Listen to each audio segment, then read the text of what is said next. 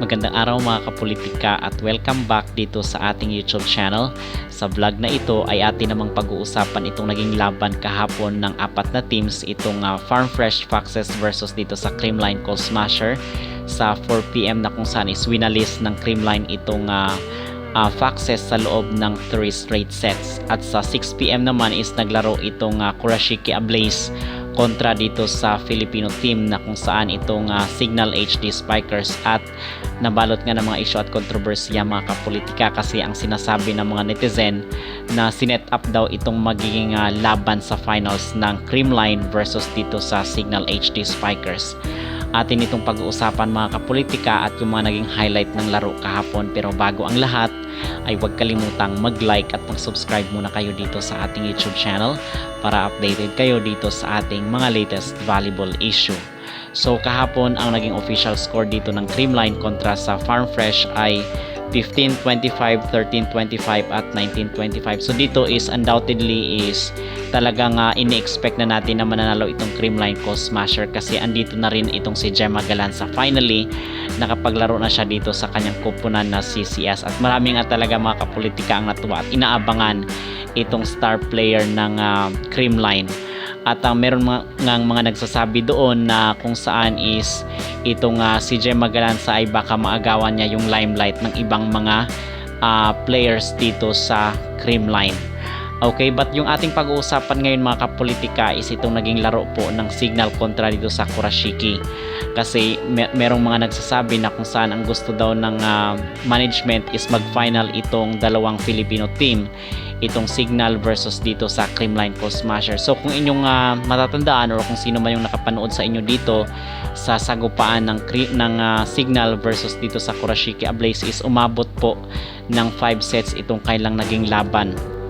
So yung naging score kahapon dito sa 6 PM na game ay 25-23, 19-25, 25-23, 22-25 at 15-11. So nanalo po itong Signal HD Spikers. Now dito tayo sa Signal mga kapolitika. Sino-sino ba yung mga naging highlight sa laro? Kasi di ba nung nakarang araw is na-report natin dito sa ating YouTube channel na kung saan is pinayagan na at meron ng go signal itong mga Team Alas players na maglaro dito sa kanya-kanyang club team. And in fact, nakapaglaro na nga itong si Gemma Galanza, at the same time itong si Gandler at si Don Macandili dito sa Signal HD Spikers. But dito sa Signal mga kapolitika, doon sa naunang set ay nakikita natin na kung saan is hindi masyadong ganun ka-efficient itong si Gandler. Siguro is nag-adjust or naninibago siya dito sa set ni Kayuna. So dito mo talaga makikita yung kaibahan, yung difference ng mga players kung ikukumpara mo dito sa Creamline Cold Smasher na kung saan itong si Gemma Galanza ay talagang flexible, madali siyang maka-adapt mga kapolitika sa bagong routine. Okay, so at sa mga bagong teammates kasi medyo matagal-tagal na rin ang mga buwan na lumipas na kung saan is hindi nakasama ni Gemma itong kanyang team dito sa Smasher. So madaling maka-adapt itong si Gemma Galanza kung ikukumpara mo dito kay Vanny Gandler na kung saan is hirap nga siya pumuntos, talagang basang-basa yung kanyang laro. Okay, nawawala yung kanyang strategy at yung kumbaga yung diskarte sa laro. Kung ikukumpara mo naman dito kay Don Macandili na kung saan is veterana na talaga siya pagiging libero, ay talagang siya talaga yung pinakamalaking impact dito sa Signal. And I doubt kung hindi siya yung naging libero ng Signal, I doubt na mananalo sila dito kontra sa Kurashiki Ablaze kasi maganda nga rin yung naging sistema ng Kurashiki. Yun nga lang ay ang nakaan dito, merong problema itong Kurashiki dito mga kapolitika sa side naman ng referee. Kasi ang daming calls sa kanila, especially doon sa first set na kung saan is yung naging score is 23-24 and then lamang lang ng isa yung Signal, di ba? And then biglang nag-call itong referee dito sa Kurashiki and then ibinigay yung puntos dito sa dito sa Signal HD Spiker, which is hindi maliwanag, hindi clear ano ba yung naging violation dito ng Kurashiki. Siguro is merong mga nagsasabi doon na niluluto daw itong laro talaga, but makikita rin naman natin on the other hand mga kapolitika na meron ring mga call outs itong Signal in the preceding sets. Okay, so ganun lang po yun mga kapolitika.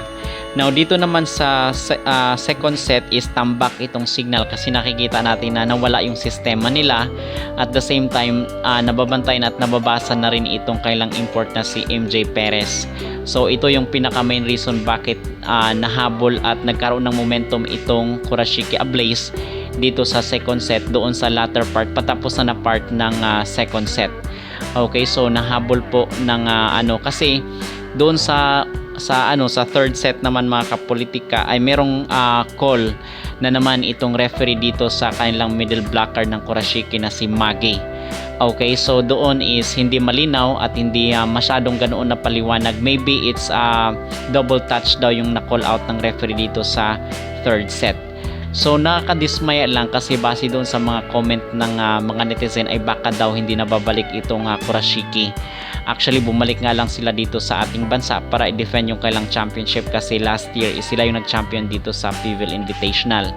But ngayon na sobrang daming mga questionable na mga calls dito sa Kurashiki, sa side ng Kurashiki ay malabo na daw na babalik itong Kurashiki sa susunod na PVL Invitational. So maybe mga kapolitika is ngayon palang maghanap na ng mga international club teams na lalaban dito sa ating bansa para sa sunod na PVL Invitational kasi parang mahina itong mga teams kasi isa talaga rin sa mga factor bakit natalo itong Japan ay parang kasi ito third class na mga players doon sa Japan.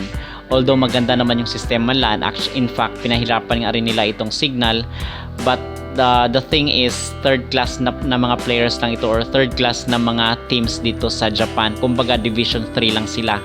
So kung itong mga kung itong team siguro is nakalaban la is division 1 doon sa Japan, so medyo intense or may posibilidad pa nga na mananalo itong mga Japanese teams. But ito kasi is isa din sa mga factor is nawala na nga itong kailang spiker rin na si Tamaro. So isa rin yun sa mga factor bakit natalo itong Kurashiki Ablaze. Nakikita ko doon mga kapolitika itong coach ng Japan, talagang kapansin-pansin na relax lang, talagang chill lang itong coach ng Japan at hindi nga siya talaga nakikipagdebate dito sa referee at dito sa mga technical staff. So walang masyadong gaanong reklamo itong sobrang mabait talaga. Iba yung behavior ng mga Japanese kung ikukumpara mo sa mga Pinoy mga kapolitika. Okay, so yun lang din ang nakikita kasi ng mga Pilipino base doon sa kanilang observation dito sa mga behavior at sa mga ugali na nakikita ng mga Pilipino dito sa Japanese team na kung saan is ibang-iba ang reaction kung ikukumpara mo dito sa mga Filipino volleyball supporters. Okay, so and mga kapolitika, ang naging highlight rin dito is itong si Don Macandili na kung saan is 27 excellent digs yung kanilang ipinakita dito sa Signal HD Spikers na kung saan is nakita naman natin talaga yung improvement talaga. Dati is magaling na itong si Macandili but talagang gumaling pa siya dahil dito sa mga international exposure ni Don Macandili dito sa Team Alas. So bukas po ay mamaya is maglalaro na po itong finals. Sa 4 PM ang maglalaro is itong Escola kontra dito sa itong Kurashiki Ablaze para sa third place, and sa 6 PM naman is maglalaro ang for championship itong Signal HD Spikers and itong Creamline Cold Smasher mga kapolitika. So ito yung ating abangan. And yung tanong na kung saan is parang niluto nga ba itong laro talaga ng Creamline versus dito sa Signal HD Spikers. Somehow mga kapolitika is parang totoo na talagang sinet up or niluto itong kasi hindi naman ito baguhan, hindi naman ito bagong issue. Even nga sa mga international competitions meron rin mga ganitong nangyayari. So hindi na po bago. Kumbaga ito na yung naging norms na kung saan is wala talagang malinis na laro. Sa sinasabi na nga natin kahit sino pa namang mga teams yung mananalo dyan, para sa atin okay lang kasi fair play naman tayo dito basta malinis lang yung pagkapanalo mga kapolitika, okay? At hindi nadadaan sa daya. So sa tingin nyo ba, ano ang yung masasabi dito sa naging laro ng Kurashiki Ablaze kontra dito sa Signal HD Spikers? Mag-comment down below mga kapolitika at huwag kalimutang mag-like at mag-subscribe na rin kayo dito sa ating YouTube channel para updated kayo dito sa ating mga latest volleyball issue.